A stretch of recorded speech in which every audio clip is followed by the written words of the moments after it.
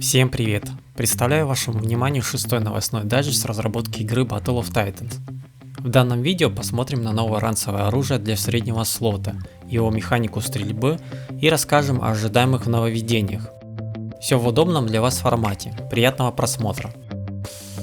Не забывай оформить подписку на канал, прожать палец вверх и колокольчик уведомлений.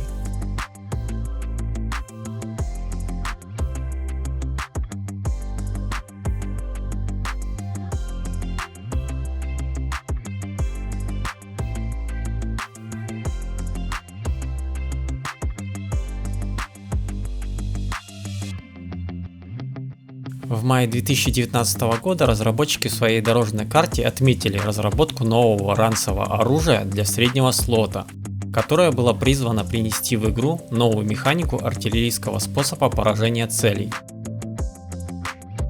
Ожидаемый средний миномет получил шифр разработки WAMS-1 и должен был войти в релиз обновления, запланированного на ноябрь 2019 года.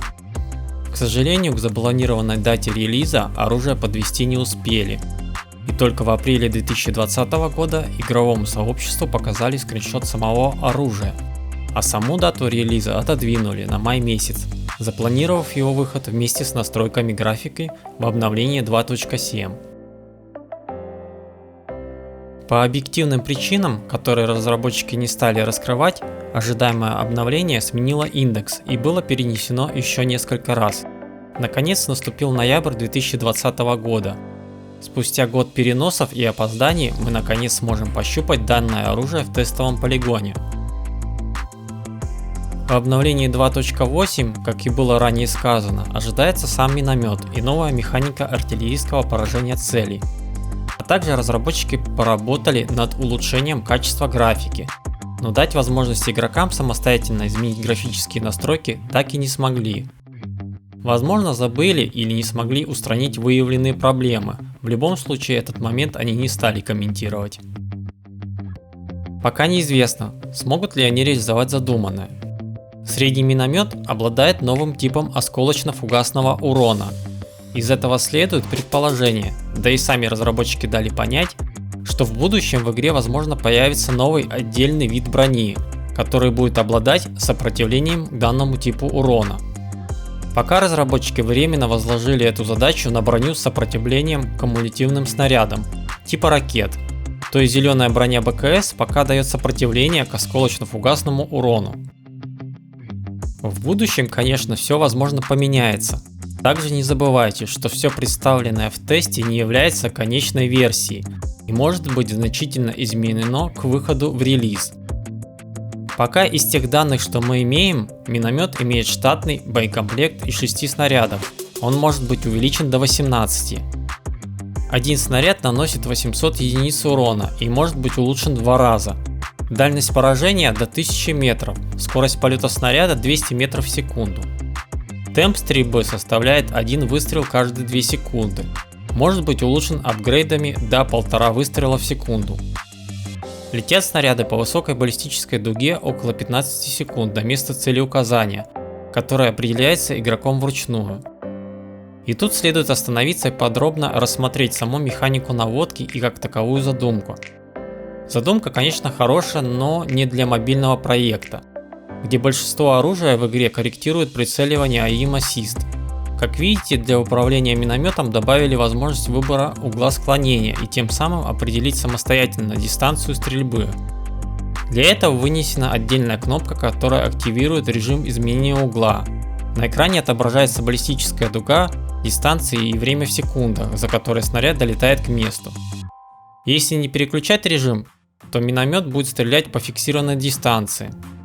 За 2 часа игры данным оружием я понял, что лучше им играется на высоте, то есть на высоких точках карты или же на баклане. Кроме того, баклан единственный титан, которому не страшно данное оружие. Хотя если серьезно, я думаю, мало вообще в игре титанов, которые будут серьезно страдать от него. Пока же само оружие своей эффективностью не блещет, так как пока снаряд долетит, противник может поменять свое местоположение несколько раз. Я честно не понимаю, чего добиваются разработчики данной механикой ручного наведения, так как пока это единственное оружие, которое заставляет в буквальном смысле угадывать дальнейшее перемещение врага. При этом смотреть, как большинство снарядов с диким опозданием прилетает в уже покинутое противником место. Или наоборот, пытаясь хоть как-то прострелять на опережение возможные пути следования противника, тот вдруг берет и резко меняет направление. Тут дело даже не в игровых навыках, а скорее всего в удаче.